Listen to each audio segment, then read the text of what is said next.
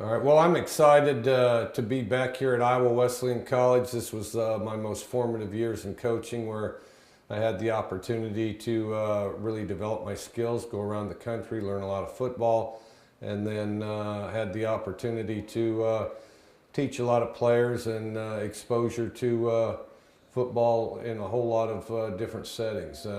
When I was here, I was the offensive coordinator, the offensive line coach, the equipment coordinator, the recruiting coordinator, the video coordinator, and the sports information director. And what it ultimately allowed me to do as I went on in football, to learn and to know a great deal about what the other guys that made football work were doing, and what some of the pressures they were under and what they were up against. And I've always cherished and valued the opportunity to work with Hal Mummy here, and really it set the stage for the rest of my coaching career. And the experience here at Iowa Wesleyan College is what propelled the rest of my career, and it's great to be here and see all these fine coaches that have shared similar experiences, even if we weren't here at the same time. And it's not an accident that a lot of people that have passed through here have gone on to Division I, and look forward to being back next summer and seeing more of our former players and coaches. Run is about creating space, and and it doesn't matter whether you run the ball, whether you throw the ball, and the mesh which Hal just wrote up, I think really these two plays really complement each other. Whoever's the most run-oriented team in the world at some point has four verticals, and that's what I'm going to talk about, is four verticals. And if you're a pass-oriented team, you've got four verticals. In other words, everybody has four verticals. And I like a couple things in particular about it. Recognizing that we needed it, recognizing that we liked creating space with it. Eventually it's evolved to a play that we run a lot, and when I finished coaching, in the back of my mind I wish I'd run it even more, and we got to the point where we were really running it a lot. Ran it an entire second half in some form or fashion, the better part of the second half against A&M one time when we drilled them, which that was kind of foreshadowing, hey, we're on to something. We need to keep doing this.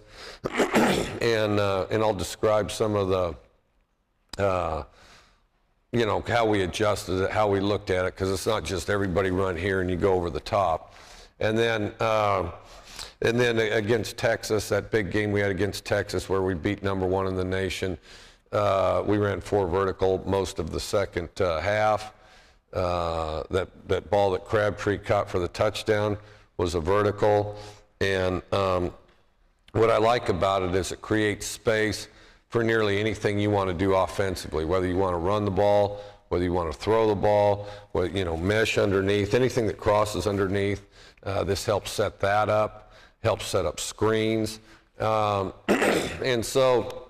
no matter what, and I think the reason everybody runs it is because they understand the value of creating space. And I think that, but before I get into that, the other thing I like about it is it really allows you to feature your best athlete in the offense, typically as your running back. So it allows you to put him in a position to get the ball a lot. And our position on running back was always, we wanted him to lead in all-purpose yards. We wanted our running back position to lead the conference in all-purpose yards, and usually he did. And by that I mean whether the yards come in the air or on the ground, offensively we want our running back position to lead in all-purpose yards. And it was unusual that he didn't. And this play was a big part of accomplishing that. And now in the course of this, if anybody has any questions, ask. But so I like the fact you could get the ball to him. The other thing is, and I've charted team after team on the thing, and teams will run it and maybe complete it 28 to 30% of the time, and it's completely worth running because occasionally they get the big play. and but maybe more importantly, they create space. The other thing on it is then we thought, well, we have to run it. How do we get our percentages up? And obviously, we throw it more than anybody else, so we were always kind of in the 45% range. At the end of the season, we complete 70%, somewhere 69, 74% of our passes, but they're not verticals. They're screens, they're shuttle passes, they're stuff underneath. Well, and so we were always, since we threw it a bunch, we were always in about the mid-40s on this. And then when we started rethinking four verticals and started really featuring it, when I left there, we were 58%. And then, and I know what you're about to ask after I say this, we averaged over 9 yards an attempt on it, which then you say, well, should have run it every time, which is probably true. And so what I'm talking about, and this would just be the base play out of a base set. Coach Mummy's always had great penmanship. And he was always critical of those who didn't. Fits on there.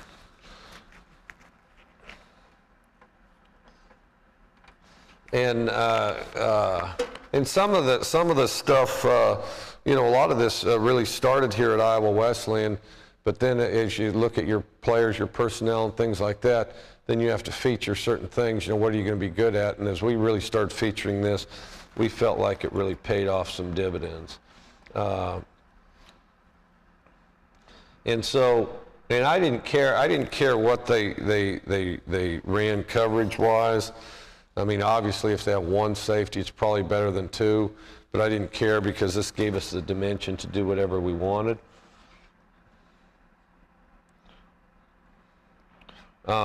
And it's good against blitz, obviously. The other thing I liked about this play, well, I'll get into that in a minute.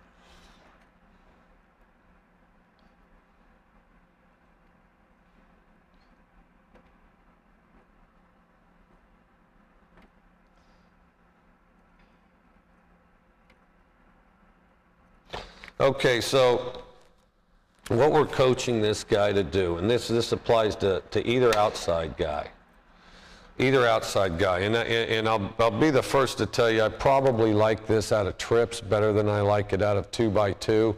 And the reason I do is because the vertical routes are coming at angles. And but this is a little better set to visualize it out of. And what we did with I'm sitting in the meeting room watching Cliff Kingsbury play, who was really a good quarterback, but he's a guy that liked to throw it underneath more than over the top. And I'm trying to get him to go downfield a little more, and he had a realistic problem, which is at that time we had, we didn't have a real good offensive line, so he's getting knocked out of him, and so he wasn't really huge on waiting to throw it downfield. But the other thing I like about this is you can throw it quick. And so in his mind is like, all right, if these guys run way downfield, I have to hold it for quite a while, but you really don't. And so as I'm trying to impress the point on him, I turn the film on and I select a receiver. And you figure if the guy goes vertical, where all is he open? Well, he's open just as he comes off the line of scrimmage. He's open, depending where the DB plays, he's got all the space in front of him. He's got all the space behind him too. So does the next guy, so does the next guy, so does the next guy. Once you do all that and you clear that out, then you get your best athlete on the team, and he's running an option route underneath. You throw it to him, he starts out with 5 yards, and he's a better runner than those guys trying to cover him. And so he gets additional yards after that. And seeing all that space, then the question is, well, how do we hit it? How do we capitalize on it? How do we get it? How do we take advantage of it? Because it's one thing to have all that space, but it's another thing to be able to execute and get the ball to the guy. And then the Miami Dolphins, when Dan Marino was there, and I've seen Peyton Manning do a similar thing. What he would do, and we've never been a team that okay, you're running your route, don't look back to the quarterback. Baloney. If you can see the ball thrown, all the better, because you can adjust to it. And a guy hauling this way, taking a quick peek, that's not going to slow him down very much. And so ideally, I'd like him to see it thrown, and I don't mind a quick peek. The most important time to take a peek is as the defender begins to turn. Well, so, and what they would do, and it was almost a warm-up before practice, they'd get their receivers, and they'd have them just take off vertically, and sometimes Marino would throw it 2 steps off the line of scrimmage. Sometimes he'd throw it, 30 yards down the field. But anywhere on that vertical line, he'd just go back and throw it whenever he wanted to. It was the receiver's responsibility to pick it up and catch it. And he just put it on a rope, anywhere in that boom, boom, boom, And so I'm thinking, well, now if we have the ability to do that, then anywhere in that line, in that space, we have a chance to complete the ball. Okay, so for the outside guys, you want to get a good release, and that's a whole kind of another speech altogether. But I always want these guys, yes, you want them to come off vertically, but the other thing, you want to give the defender a reason to believe you're going somewhere you're not. We want him to attack the outside number of the defender, and we want to lean on him and keep him squeezed. And so, but we also want to have the leeway if he comes, if the corner comes forward and, like he may start off 6 yards off. If he comes forward like this, well, we're going to have a lot of space behind him. If he stands here and at the snap of the ball he runs this way, well, we got a lot of space underneath him. But the basic technique when the body's engaged, you want your body pressing his outside number. And what you don't want is okay, the ball's here, the corner's here, I'm on his outside number, well, he's going to be pushing on me. Well, the worst thing I can do is give up ground this way because I give up this space. And then the other thing is, if I'm leaning on him back and I'm not giving up ground, first of all, I'm controlling the space, and I'm also controlling where he is, at least until I can run past him. So I control where he is, and then if the quarterback just puts it over my outside shoulder, I look in, see the ball thrown, follow it here, and I can protect the ball with my body. I don't want the ball caught like this, because then it can be contested by the defender. So I might be a big, tall guy, and big, tall guys are the toughest ones to break this habit. But I'm attacking his outside number. Here comes the ball. If I go like this, the defender can contest the ball. If I go like this, my back's protecting the ball. Okay, and so we want enough air on it that I can keep him here, and then I'm the only one that can adjust to the ball, protecting it with my body. If a guy gets really good, the worst thing in the world is you don't want it thrown inside him, but in the event that it is, if it's not too far inside, you can bend him in here with your body, catch it over the outside shoulder, and that would require, a bunch of skills to do it. But he's going to attack the outside number of the defender. If the ball's in the middle of the field, we've got our receivers on the bottom of the numbers, and we don't want him to. We got our receiver on the top of the numbers. We don't want him to get rerouted beyond the bottom of the numbers. Sometimes they don't like it. But, as he gets rerouted and they push on each other, we don't want him below the bottom of the numbers because we want as much space outside here to throw the ball. And we're also not a team that thinks a vertical ball needs to be thrown on a rope.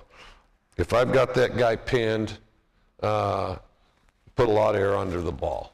Let the receiver adjust to the ball. You want to get accurate all of a sudden, have your quarterback put air under the ball. Because if you're throwing a rope all the time, I'm the receiver, me and the ball have to intersect perfectly. Because if we don't if it's a little here, I can't get there. in the same way at the sideline. I mean, if I'm running down the sidelines right here, well, that's got to be perfect. The margin of error is about 0. But if I'm at the bottom of the numbers, there's air under the football, well, then I can adjust. I mean, really, if he can hit a 10-yard radius with air under the ball to my outside, if I'm a decent receiver at all, I should be able to adjust to it.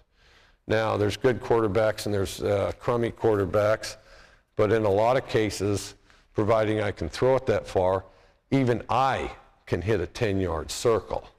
And that being the case, you know, sometimes on this, especially if a young quarterback, well, we're not very accurate, we'll put air on it. Well, then all of a sudden, you know, oh, he's so accurate. Oh, I can't believe how accurate he is. Well, the receiver did half the work, you know. The receiver had plenty of time to run to and adjust to the football. So anyways, that's how we want to attack his outside number, keep him squeezed here. If we can run past him, yes, do it. Okay, but if we, but in the event that that doesn't happen, because in most cases the corner's a little faster than the receiver anyway, you know, at least at Division I, and then look inside here. We want to make the catch here. Now, and that's a different catch than a horizontal catch. A horizontal catch is just like this. You see it the whole way. Here, and I don't think the hands, the running, I don't think any of that's terribly difficult, but what is difficult is the transition of the eyes going like this. And I remember at Kentucky, Craig Yeast used to do this, and he was great at seeing the ball thrown. And and a lot of times I've had guys where, you know, they almost make the catch. They're right there, they almost make the catch. They almost make the catch. They almost make the catch.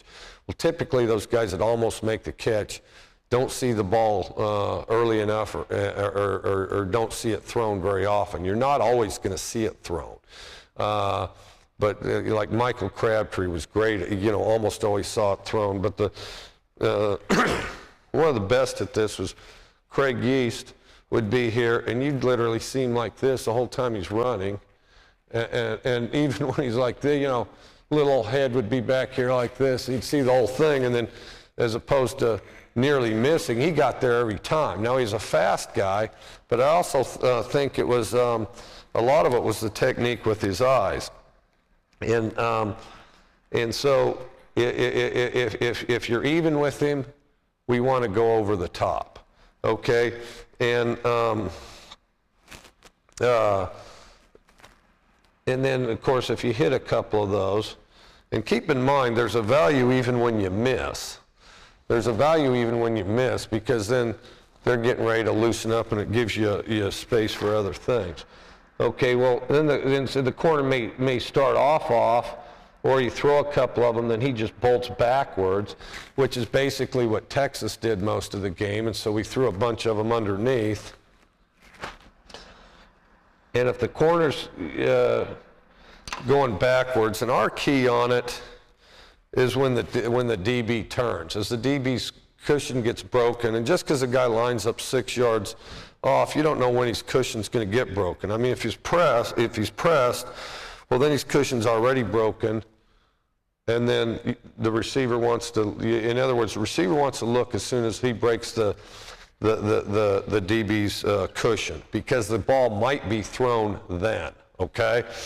And so, you know, if it's press, well, then as soon as I get past him, I want to look, because the quarterback can shorten his drop, put air under it, catch it right then. Okay, if he's 6 yards off, which is kind of the standard about there, if he breaks his cushion then, well, then you want to look. But when the defender turns his pads, I think it's important, for us, it's important for him to look back at the quarterback. Okay, now sometimes they'll just run backwards. They're not going to let you break their cushion, but at some point they're going to turn. And you want it when they turn. So when he runs and he turns, and if he overplays it up top, we want to throw it to the cheek away from coverage. So I'm the receiver. I run hard. The DB is overplaying me here like this, okay? And the quarterback says, oh, geez, the DB's right here. Well, I'm going to throw it to the cheek away from coverage, okay? And he throws it on a rope, tries to hit this cheek here. I'm looking to the inside, and I let the ball bring me back to here. Now, this takes a certain amount of drilling, and we would do all these things we do every day. But and starting out, if you can get one guy to do it real well, then the others will see and follow suit, and they want to be like that too. And so DB overplays, and the most important time for me to look, because even if they overplay, at some point they're going to turn their pads. Then I want to look quickly to the inside, because first of all, the DB can't see at that point. He's just turned. Okay, the second thing is the fact that he's turned and I'm not even with him and I haven't passed him means that I'm probably not going to catch him either. I'm probably not going to be even with him. Okay, so then that being the case, I know that the quarterback might throw it behind me. So he turns his back, it's like this, and I keep running. I let the throw bring me back to the play. Okay, a couple things on this. And this is a cardinal sin. Quarterbacks make decisions, receivers run routes. The receiver is not entitled to guess, oh, gee, he might throw it behind me. I don't know, he could throw it behind me, because otherwise you get those receivers, you know, if they think he's going to throw it behind, he'll come off, he'll run hard, and then he'll see a little space, then he'll slow down, you know, maybe run a little faster, and it screws the entire timing up. The receiver is not entitled to guess, to speculate, nothing as far as the ball being thrown behind him. The receiver's job is to run as fast as he possibly can, understanding that if the DB's in front of him, the quarterback might throw it behind him, okay, but there's no guarantee of that. And in the event the quarterback makes a dumb decision and throws it over the top, I have all kinds of speed and momentum to go contest the football or even catch it. And you never want the receiver to break the stride. It's the quarterback's responsibility to deliver the ball on time. Okay, so the two scenarios. Okay, number one, I'm running the vertical route. I'm squeezing the receiver's outside number. Okay, we're even. Quarterback delivers the ball. I catch it over my outside shoulder. All right, scenario number two. He's playing off. I don't catch up to him. He turns his numbers. I look. Keep running hard, because the quarterback decides when to deliver the ball. And if there is enough space in the quarterback's judgment, he's turned, then the ball should be delivered right here. It should hit my cheek away from coverage. Then, of course, I catch it and keep running. And so those are the two scenarios here. And then the other thing is we have a signal where we can give them a comeback too. If we feel really certain or they're playing really loose, like a cover 3 scenario or something like that, you know, you can have whatever signal you want, and he can run a comeback. We run our comebacks 22 back to 18. In other words, he's going to push his route up to 22 yards. He's going to stick his toe in the ground, and then he's going to come back towards the sideline, and I want it, you know, about the 18-yard area, and settle if he has to, because sometimes they'll still stay back, but and that's always a major debate. Well, how deep do we want the comeback to be? Well, and that goes on for hours, but anyways, it's 22 to 18. And so that's what we can do with them. And I'm not going to talk about slants, but the thing is understand if you run all those verticals, it's awfully easy to give a little head nod or something like that. And if they're playing way off, and the guy comes off 3 steps, and runs a slant underneath all that after you've been doing that. So with one play, you can tag or give an individual route to a guy and do a variety of things. The other thing with 4 verticals, if you want to give somebody an individual route that you think will give them a bad time, well, it's not like crossing routes or other route combinations where you say, well, geez, I'd like to give this guy a slant, but, you know, we got this crossing route coming right here, and, you know, they're going to run right into each other if I give him a slant. If you got 4 verticals, I mean, you could give them a corner if you want to. You can give them nearly anything you want, except I think a post would be a little dangerous. And I know, like, if I was telling my you know, my 13-year-old daughter this, and well, yeah, they just go straight. I mean, and I've also told people this, and they dismiss it or whatever. Well, 4 verticals, yeah, I got it. Everybody goes straight. But, you know, as you work the technique and you teach it, again, our stuff skyrocketed from the mid-40s to the mid to high 50s. And I was as shocked as anybody when it happened. I thought we'd improve. I thought we'd get better. I thought we'd be happy with it. Okay, your inside receiver, and he's lined up basically on the hash. And here's the hash. Okay, what he's going to do is, again, he's going to attack the outside number of the defender. He's going to attack the outside number of the defender. Now, what's this guy going to do? Well, I don't have any idea. The thing is this is a receiver. He's a linebacker, and so in a lot of cases, we have an advantage. We probably do have the speed advantage here. And, and so he's going to push it to 10 yards, and this is a little tough to do. I mean, there's some things that you describe that look complicated that are simple. To me, the simplest thing that looks complicated is a shotgun snap. You know, you basically tell them, and as long as they don't snap their wrist and they go back with a stiff wrist and finish at the top of their, it's simple. Now, this is one of those things that looks simple that requires a certain amount of time and attention to it. He pushes it to 10 yards and he makes a decision. Okay, what are you going to do?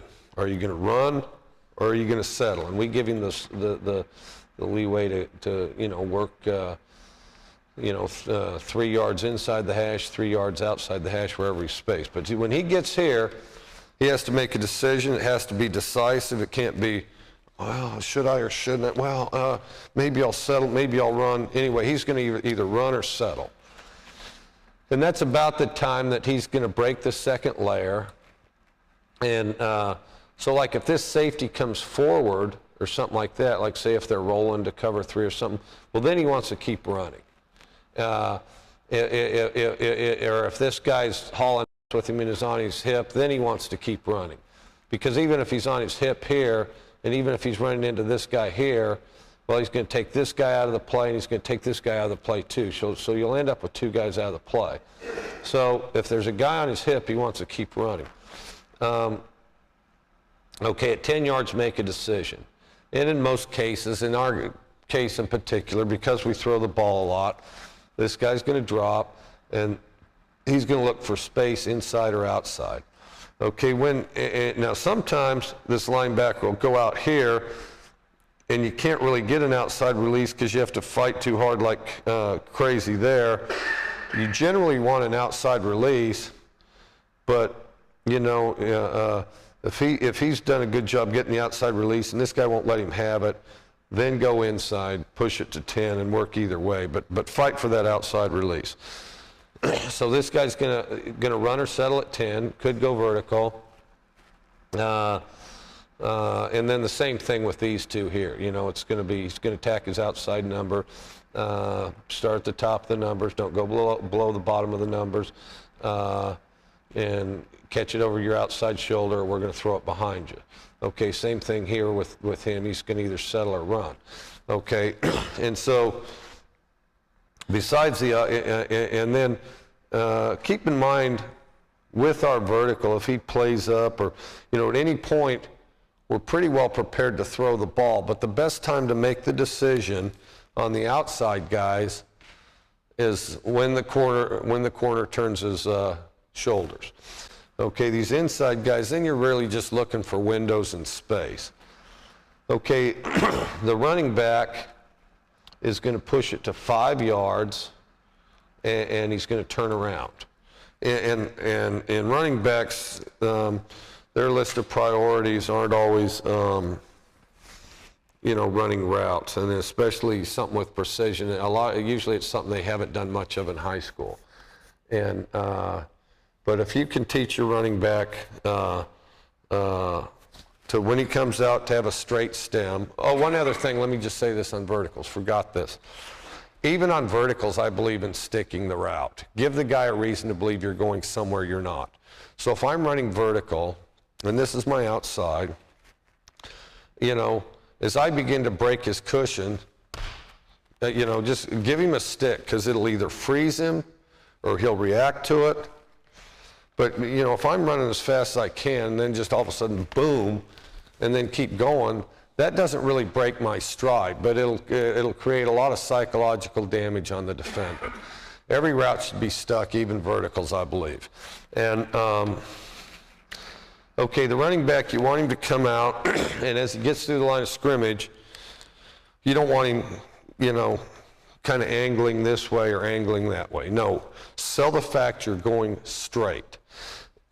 And then as you go straight, then when you get to 5 yards, decisively, so I'm going straight, decisively stick your toe in the ground, turn your away from the nearest coverage. So if the nearest defender's here, I want to turn my to him, and then, if he comes and attacks me like man coverage, well, then I just want to keep running. Just run, and I don't want to drift upfield. I don't want to, lose slight ground perhaps, but go horizontally. If this guy's still closer than this guy, as I turn around, get to the space that's right there in the middle and sit there. And if I get to that space and the quarterback's looking downfield to all the verticals behind me, and yes, it's zone, but this guy doesn't have anything to do, okay, then he comes over to me.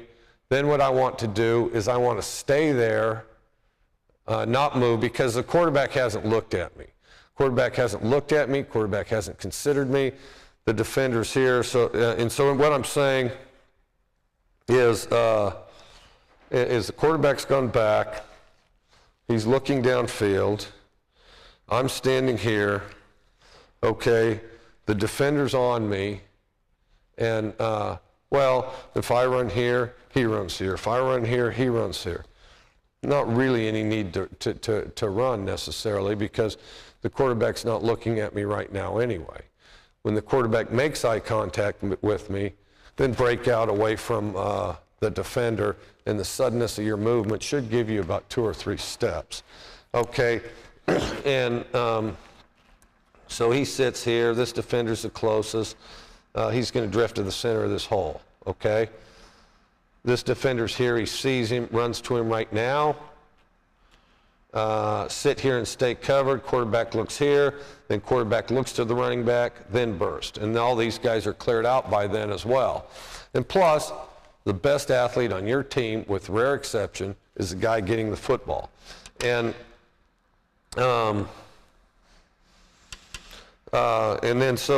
and here's why I like what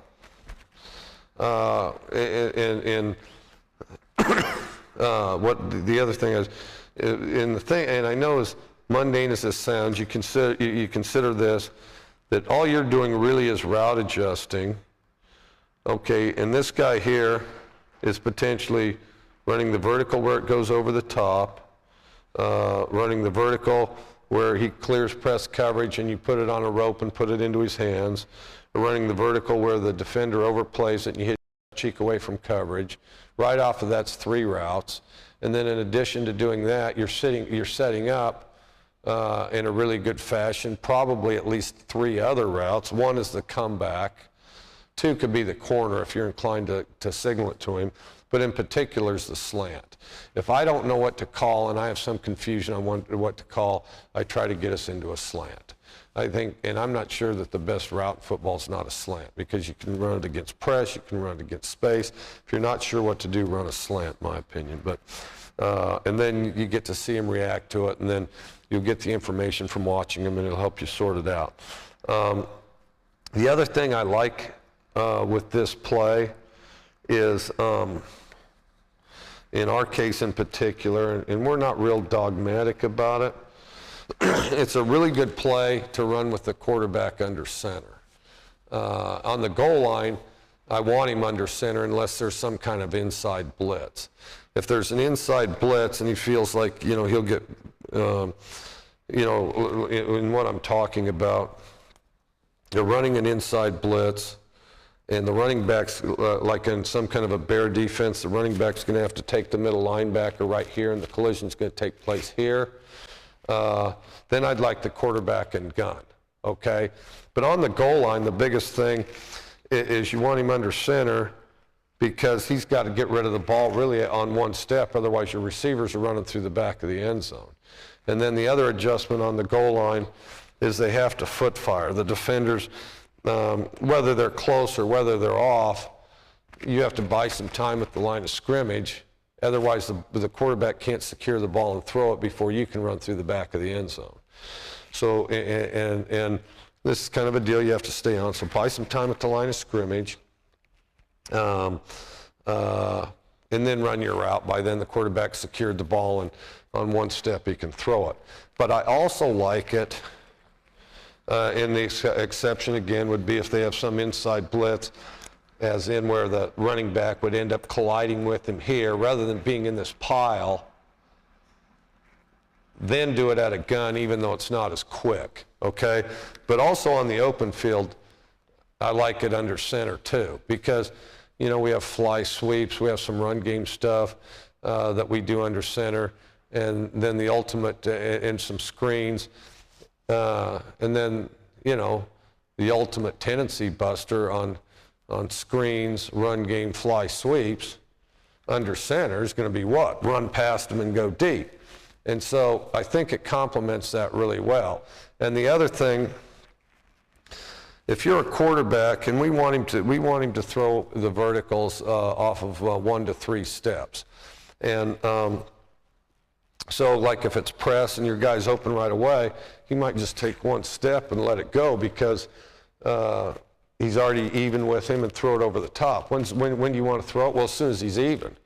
Well, if this guy's here and I'm even right now, I want the ball thrown as quickly as possible, because that's where all my space is.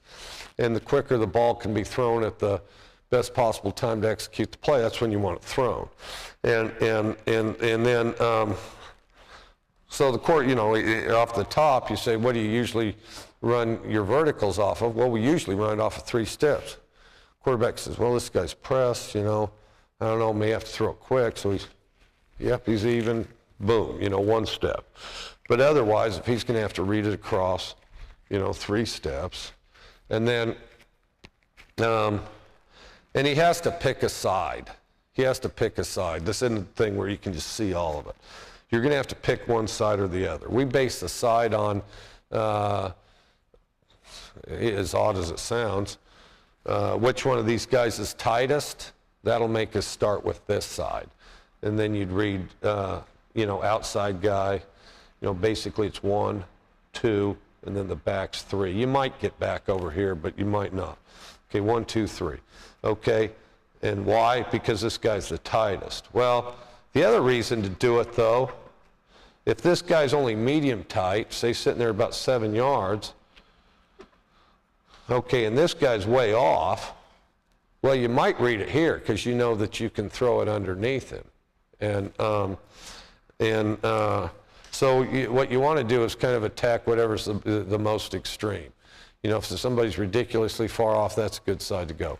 If somebody's tight, that's a good side to go. The other thing that makes it good if he's far off, even if you don't throw it behind him, and even if you don't throw it here, you know that this guy's pretty well going to be out of the play as you run down here, and you know that that's going to give your inside receiver quite a bit of space in here, because those safeties are inclined to go over the top of the outside people. Okay, and the way I like it the best, you know, overall, is out of trips. And the reason I like it out of trips is because I think with the routes coming at an angle, well, there's a couple things I like. I think with the routes coming at an angle, it's awkward for him to cover. And then I think that I also like the fact that this guy's totally singled up here.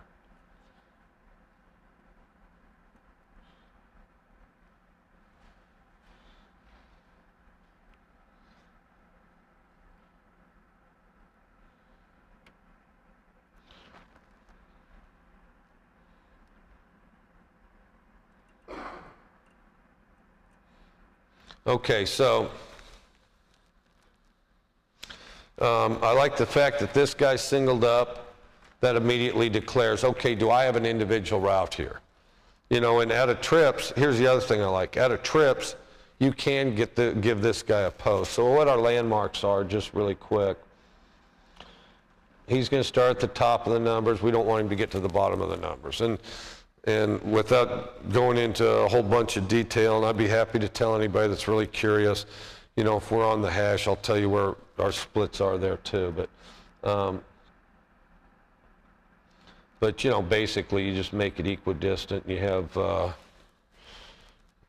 you know, you just space it equally. I mean, long story short, if this is on the hash, he's going to be at the bottom of the numbers instead of the top of the numbers.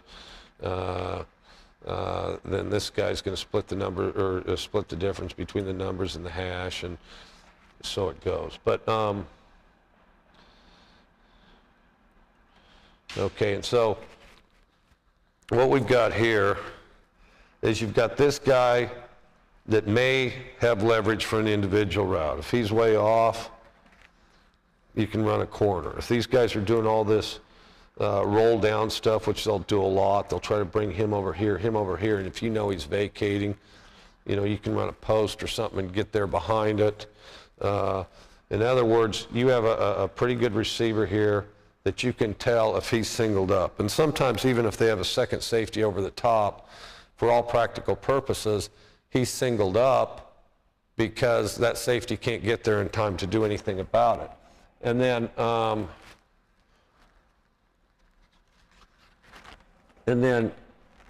okay, and this guy's got the same responsibility he does, the same stuff we talked about, outside number, when he turns, you know, look back for the ball, so it goes, okay? This receiver here, we want him to get to this hash as quickly as possible.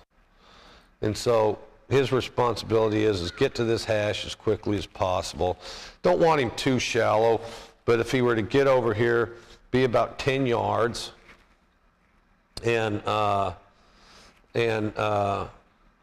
if he gets clear to the hash, then settle on the hash. He usually doesn't get clear to the hash. Okay, we want this guy to do the same thing to this hash. Get to this hash as quickly as possible, settle, find a hole either way, okay? And then if this guy vacates, though, keep running up the hash.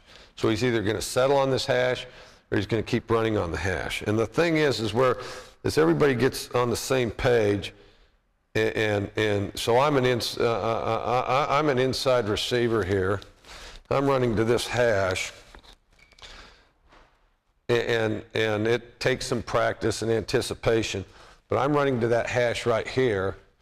Well, as I get to a hole, and there'll be a certain amount of organized confusion, as I get to a hole, I'm looking. I mean, hey, I'm coming to a hole here. Are you going to throw this thing to me? If it's a huge hole, sit in it. But at the latest, sit somewhere near the hash, either inside or outside the hash. Okay, same thing with this guy, except once he gets to the hash, continue up the hash. If he gets to this hash and there's not a hole to sit in, continue up this hash. But he's got a long way to go. That seldom happens. And then, of course, he's vertical. Now the back, and the back makes a killing on this. We do a couple things with the back. We'll look at the team and how they play, and a lot of times teams will try to overload trips. And so sometimes we option route the back to the side away from trips. You know, one of those teams that try to get everybody over here and they're really conscious of it. We'll run the option route over here. The other thing is sometimes teams are really aggressive and react to routes that pull them out of there. And we decide at the beginning of the week, what are we going to do with the back? Are we going to have him option away from trips? Are we going to have him option 2 trips? And once in a while, it's swing 2 trips or swing away from trips. And it's just based on where we think we're going to get the most space after all these vertical routes clear it out and where he's going to be. So, but some teams, you know, really aggressive, going to immediately jump the routes. Well, that'd be the type of team that we want the back to release here 2 trips. The other thing we'll do with the back is we'll move him around. Sometimes we put him 2 trips, sometimes we put him here. And just whatever we think is going to give him the worst time. And then, you know, back over here, and this guy runs vertical, safety's out of there. Mike can't quite get there. He goes here. I mean, then it's just like stealing, you know. And so we'll evaluate where the space is going to be, film study, and then that week, the back will do it the same way off of 6 every time, off of verticals every time. He'll do it the same way. And so we won't really change and adjust it during that week. We'll make a determination how we're going to do it with regard to trips that week.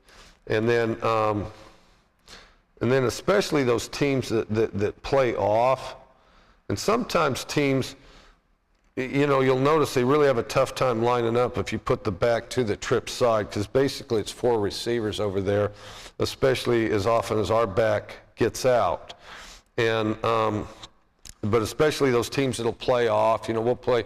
It's like Coach Mummy says, you never know how how a defense is going to line up. You've got some ideas, but in our case, what'll happen is a team's going to start out with an initial philosophy.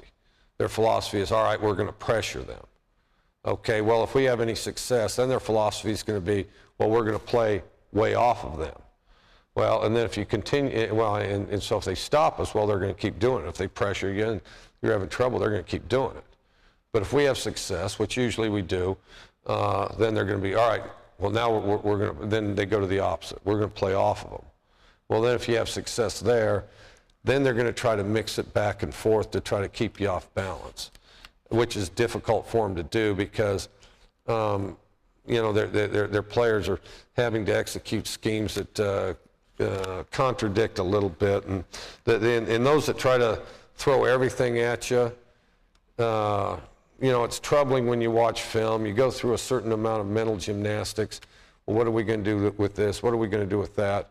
But those teams that run a lot of stuff, usually, you know, as far as if we run our stuff precisely, they're not going to be able to execute as well as we do because they have too much on their plate. They're not able to execute it as well as we're able to execute our stuff, even though it's more basic.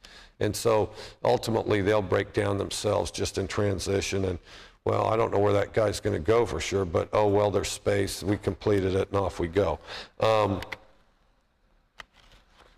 So these trips, guys, or the other thing with the back, so if they're playing off, you clear vertical, then a lot of times a swing route 2 trips is good. So as he runs it off and he reads this, well, then everybody's gone. You throw it to him.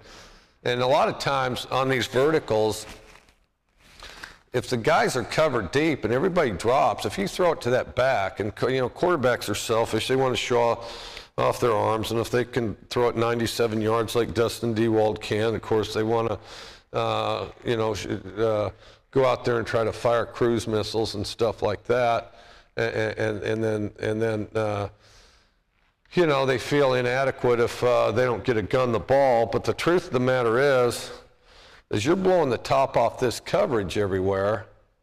You know, and you throw it to that back's going to go just as far as you would have if you'd put it over the top, because he's a better runner than these guys usually anyway.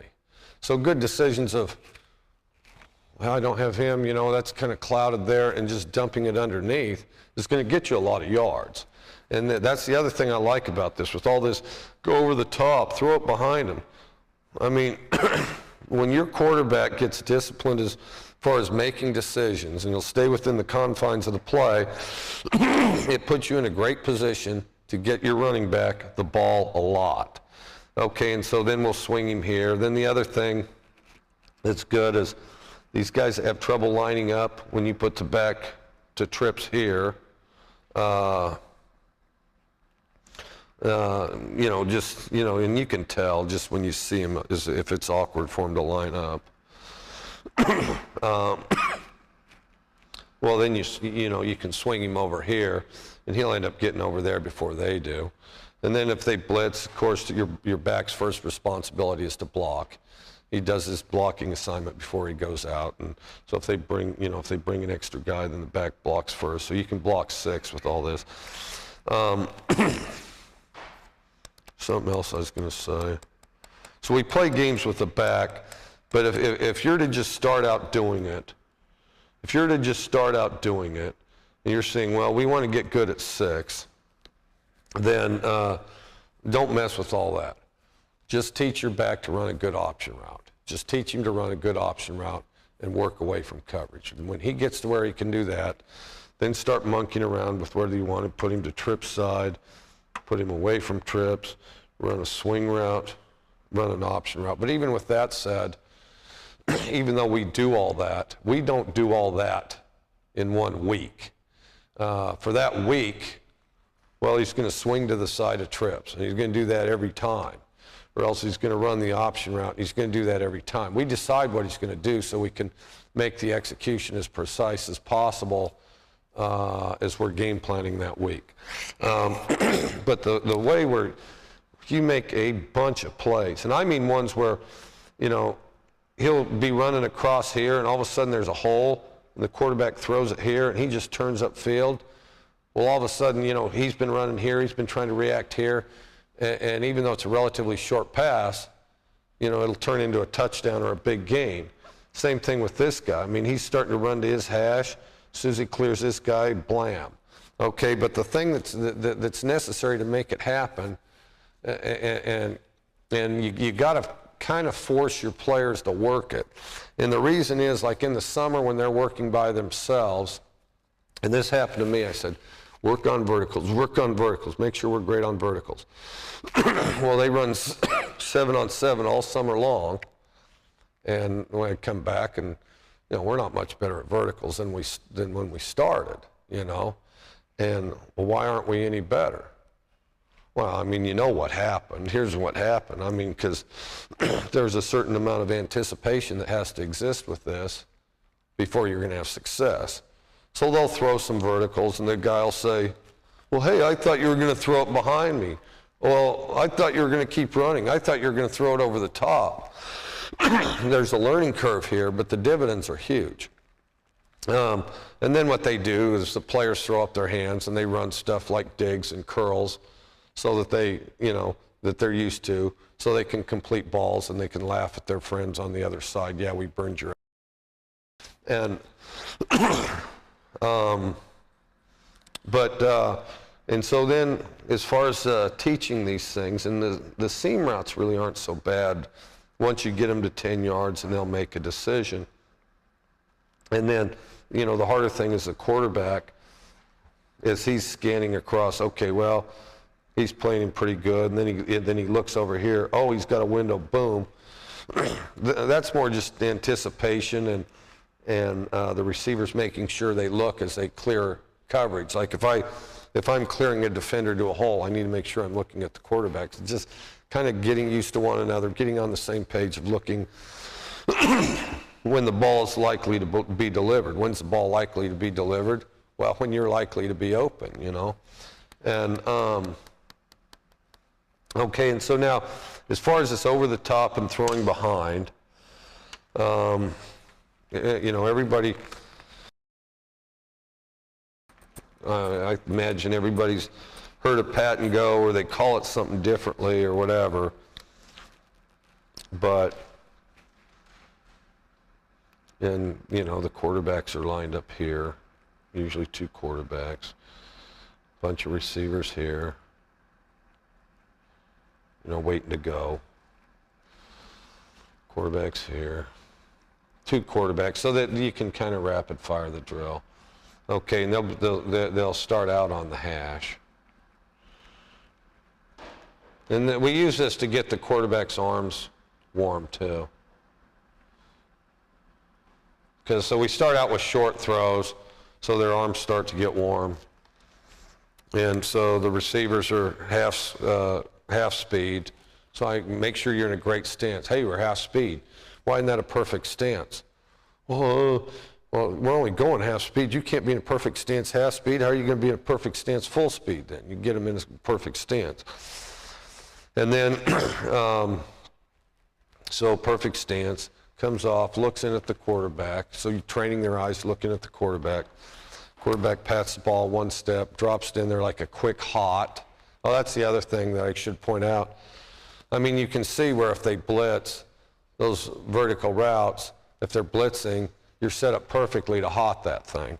Okay, but then looks, throws the ball, and then of course they run it to this line, tosses the quarterback, get in that line, and so it goes continuously. Well, so then we move them out to the numbers where they're at the top of the numbers like we talked about. And the biggest thing here, and I want this exaggerated, I mean, the quarterback's going to take 3 steps. I want a ton of air under that ball. And the quarterback says, well, I'm not going to do it in the game. And I'm thinking, well, you might. And, but I want that throw, first of all, quarterbacks the throws don't tend to get more air, they tend to get less air. So to exaggerate it here doesn't hurt a bit. And so I want, you know, a nice high ball. And the other thing is when you throw a vertical fade in general, especially if you put any air on it at all, even slide air, you know, it's a different throw than throwing a dig with the back shoulder kind of high. You have to, the elbow has to drop, and you have to drop this back shoulder in order to have touch on your fade, but you still have to finish over this foot. Otherwise, it's one of those things that starts to spiral and then kind of becomes a duck up there because you haven't followed through properly. But so I want a lot of air on it, even exaggerated, even to the point where, no, we actually really don't want it in the game. And sometimes I'll go, more air, more air, more air. The guy, he just throws as high as he can. All right, are you happy? Is that enough air? Thanks, it's about time, you know. And you know, as far as I'm concerned, but the other thing with that is, I mean, I want every one of those balls to be an opportunity for the receiver to work on this transition with his eyes and catching it like that, which is not a terribly hard catch, but it needs work, and it's different than what they usually work on, because you figure there's horizontal routes all the time. Those are taking place constantly. So just by playing football, period, they're going to get more work on horizontal routes than this. So you know, it's kind of underutilized as far as you know, your practice time. So and we'll coach the fundamentals there, and then just for good measure, student assistants, coaches, or whatever, will try to strip the ball. We really emphasize ball security there.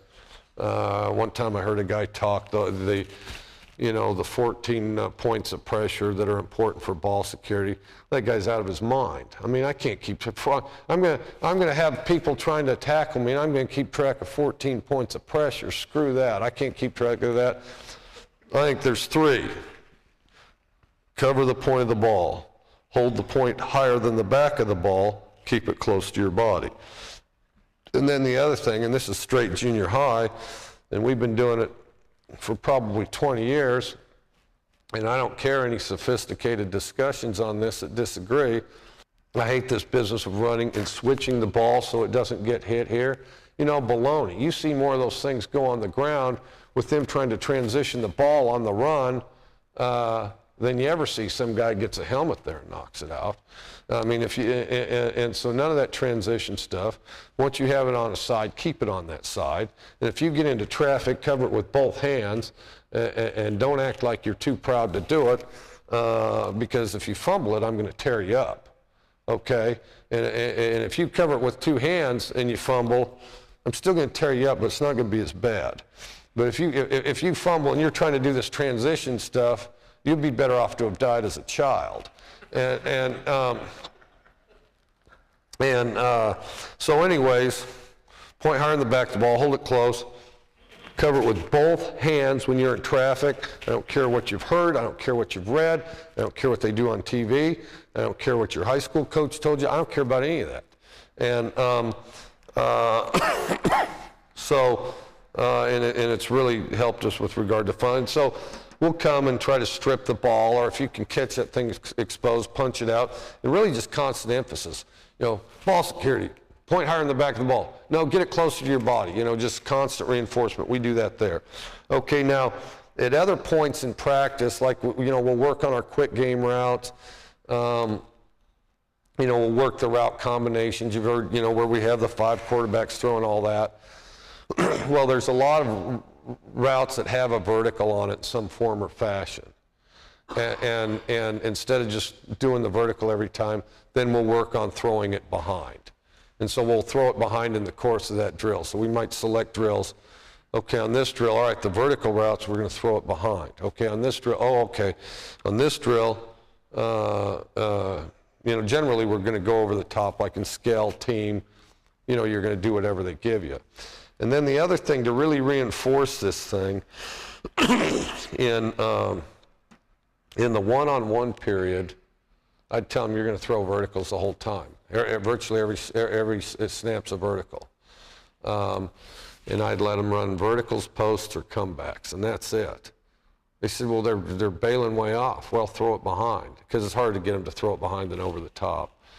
Well, you know, he knows we might run a post to the inside. Well, fine, give him a comeback, you know, and so it goes. So, and that's all I'll let them run that period on certain selected days. And then in Pascal, for that day, I've got it written down. They could run, for scale, they could run verticals. Sometimes just verticals, and you can tag a post, or verticals, and you can tag a slant. That's all. And of course, the first day you do that, you know, they complete 35% or something like that. Oh, we can't do that. Well, you better figure out a way, otherwise your percentages aren't going to be worth it tomorrow either, because that's what we're going to do. Well, and then buying this, because not everybody's going to 100% believe in it when you first do it, but you force them to. I mean, they want to make catches, they want to complete it, and they'll find a way, and they begin to get on the same page. Coach Mummy talked about the bucket drill. That's the best drill to work on getting air under a ball. You know, you just get a plastic garbage bucket. When quarterbacks, after practice, they set the bucket sometimes 20 yards away, sometimes 10 yards away, whatever. This corner of the end zone, under the goal, you know, under this upright, under this upright, that corner of the end zone. And to ring the barrel of the bucket, you know, to get it in the bucket, you have to have the point coming down, ideally. And so it forces them to put air on the ball, and they'll, you know, bet each other hamburgers or Cokes, whoever makes the most. But the thing is, and how often does it go in the bucket? Well, it really doesn't go in the bucket that often. But the thing about it is, again, if it's, you know, 10 yards is, you know, is going to be a catch if it's far enough downfield. But if they can hit a 5-yard radius circle, even though it misses the bucket, I mean, that's probably going to be a reception. And that's probably going to be a good play, providing your receiver has great technique. Vertical routes aren't just a byproduct of great throws by quarterbacks. You know, at least half of it is routes by running backs, you know, forcing the issue, being where he's supposed to be, preserving space, quarterback delivering it to the space, and him getting to the space. And it's everybody working in conjunction with one another. I'm trying to think what else. Oh, this is great fun. Okay, and it'll sound, and I should do it more. I should have done it more. You always, to have some success, and oh, well, we can't keep doing it. But a number of times, we'll no-huddle it, and we'll run 3 verticals in a row. So you got the starting, and we'll pick out a DB. Starting receiver runs a vertical. Then change the set. Second receiver's in there, runs a vertical. Okay. Third play, first receiver's back in, runs a vertical. Well, you got to understand that DB has had to haul downfield 3 times in a row without very much rest. By the third one, he'll be gassed. I mean, he may not even have enough energy in his bucket to get there, especially if they're in man coverage. And very seldom have we gotten to the third throw without completing it and being downfield. And if they overplay it, you still have the back right there to dump it to.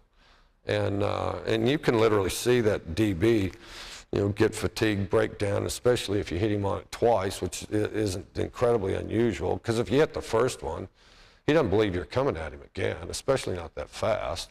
He doesn't believe right now you're going to line up and do it again. Because, a lot of times people say, oh, well, that's a huge play. And, glad we got that one. Now we got to do something conservative.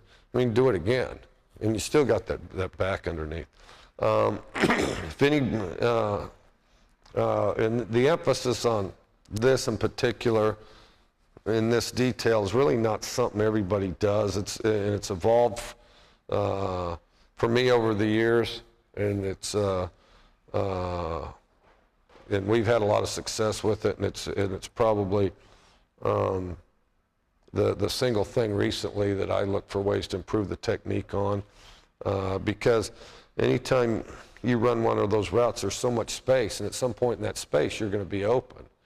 But how do they understand that the quarterback's about to deliver the ball, and how does the quarterback know that this is the time to deliver the ball, sharpening those skills and getting those two on the same page?